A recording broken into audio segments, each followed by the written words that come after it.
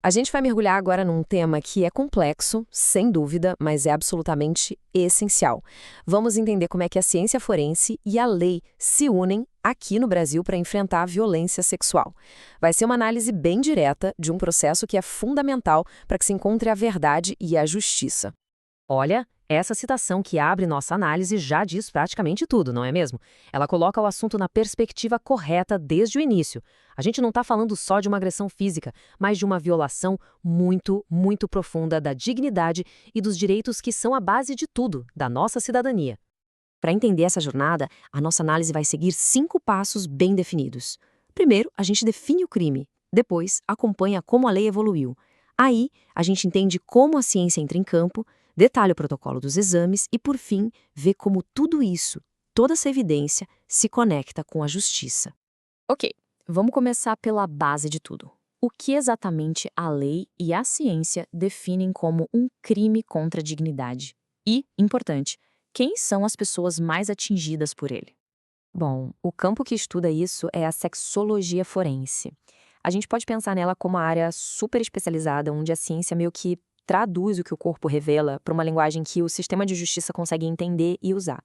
É literalmente a ponte entre o biológico e o legal. E aqui tem um ponto que é fundamental. Isso não é um problema de um grupo ou de outro, não. A violência sexual é uma sombra que, infelizmente, para sobre todas as classes sociais, todas as etnias. Só que os dados, eles são muito claros em mostrar que os grupos mais vulneráveis da sociedade, como mulheres e crianças, acabam sendo as maiores vítimas de forma desproporcional. Agora, vamos dar uma olhada em como a nossa legislação, a lei brasileira, se transformou para encarar essa realidade. As leis não mudam do nada, né? Essa evolução toda conta uma história bem importante sobre como a sociedade passou a enxergar esses crimes. Se a gente olhar para essa linha do tempo, dá para ver 3 marcos assim importantíssimos. Em 2001, o assédio sexual finalmente passa a ser crime. Em 2009, vem uma reforma gigante que moderniza totalmente o conceito de estupro. E em 2012, uma proteção vital é criada para crianças e adolescentes. A prescrição do crime só começa a contar quando a vítima faz 18 anos. Isso dá uma chance real de buscar justiça no futuro. E este slide aqui, nossa, ele é o coração da mudança. A gente sai de uma lei que protegia uma ideia meio abstrata, os bons costumes da sociedade, para uma lei que protege a pessoa, o indivíduo. O próprio título muda de costumes para dignidade sexual. E o crime de estupro é totalmente ampliado. Não é mais restrito a um tipo de ato ou a um gênero de vítima. Qualquer pessoa pode ser vítima e o crime se configura por qualquer ato libidinoso forçado. Isso foi, de verdade, uma mudança de filosofia monumental. Certo, a lei evoluiu, mas e na prática? Como é que se prova uma coisa tão íntima e que muitas vezes não tem testemunha ocular? É exatamente aqui que entra o pilar da ciência, a perícia forense. É nesse ponto que o desafio fica imenso. Num crime que acontece tantas vezes a portas fechadas, como é que a justiça consegue enxergar a verdade? A resposta, então, está na ciência, que vai atrás das provas materiais, dos vestígios que, mesmo em silêncio, contam uma história. A missão do perito é uma coisa fascinante e muito precisa. O perito não é juiz nem advogado.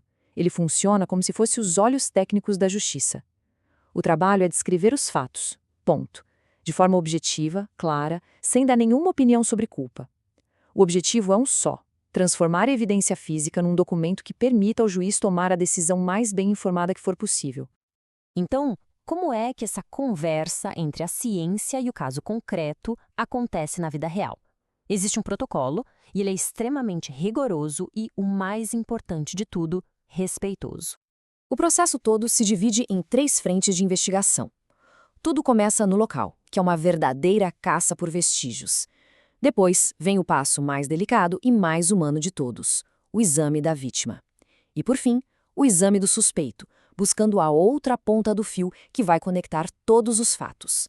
Cada etapa é uma peça de um quebra-cabeça. E que isso fique absolutamente claro, este é o princípio de ouro do processo inteiro. A dignidade da pessoa é inegociável. A saúde vem sempre em primeiro lugar. O cuidado médico tem e sempre terá prioridade absoluta sobre qualquer procedimento forense que seja. Muito bem. A ciência fez o trabalho dela. As evidências foram coletadas com todo o cuidado do mundo. E agora? Como é que essa montanha de dados técnicos vira uma decisão lá no tribunal? É aqui que entra o laudo pericial. Ele é a peça-chave que completa o quebra-cabeça, sabe?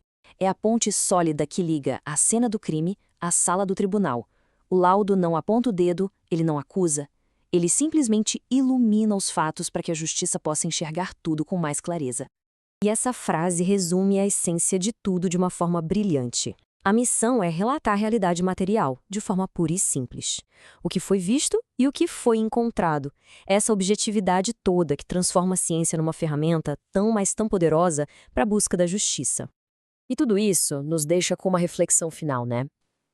A lei evoluiu, a ciência oferece ferramentas incríveis, mas e a sociedade? Como é que a gente pode, como sociedade, valorizar e fortalecer ainda mais esse trabalho técnico que, no fim das contas, dá voz a evidências que não podem falar por si mesmas? Fica aí a questão.